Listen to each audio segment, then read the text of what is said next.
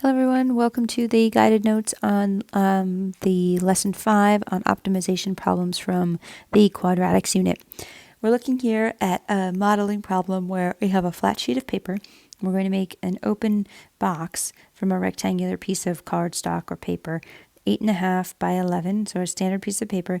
We're going to cut out squares of equal sides here from the corner and then be able to fold this up, fold those edges up on the dotted line, so that we end up with a picture that looks like this box here, a shallow little pen. Okay, what we're looking at here and we want to find is the maximum volume. I'm working in 3 dimensions, that's why it's going to be volume. If it's volume and it's 3 dimensions, it's going to be something cubic. So if you'll notice here, each of the cutouts I'm going to label a length of x and a width of x. So I'm taking an 8.5 by 11 piece of paper and subtracting 2x from it. And then I'm taking the 11 side of a piece of paper and subtracting 8.5 by 11, 11 minus 2x there. So that's how I get my expressions for length and width. Now, the height of the box is going to be the depth of the square. The depth of the box is going to be the dimensions of the square that I just cut out. So what I'm looking at for an expression for volume, of course, is length times width times height. So I'm looking at volume in terms of length being 8.5 minus 2x times the width, which is times the width, which is 11 minus 2x times the height, which is x. This is 100% a calculator question. I want you to type this expression just as is into y1 and work on getting to a point where you can see what the maximum of this graph is. It makes sense that our domain should probably be from 0 to, well, no more than, it's only an 8.5 by 11 sheet of paper.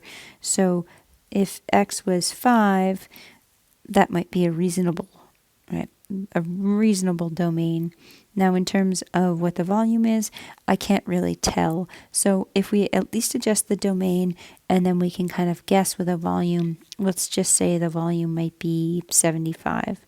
So your range value should be from 0 up to a maximum volume of 75, and then your domain values should go from 0 to 5, and remember that this is x, which is in this case the height. So the volume of the pen, of the box that we're making, is going to depend on the height, or how big these x values are that I take out of the side of the square.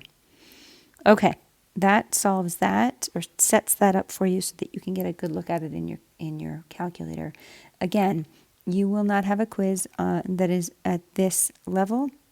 You'll have a quiz more at a level where I give you an equation and then ask you to tell me about maybe the maximum height, or it could be the minimum, the min or the max, depending on the situation. I might ask you how long until, the object maybe reaches a maximum, or how long until the object hits the ground or reaches a certain height. Right? So giving you an equation and asking you to plug in a value based on the scenario that I'm asking about. Okay, this concludes the guided notes for lesson 5 on optimization using quadratic functions.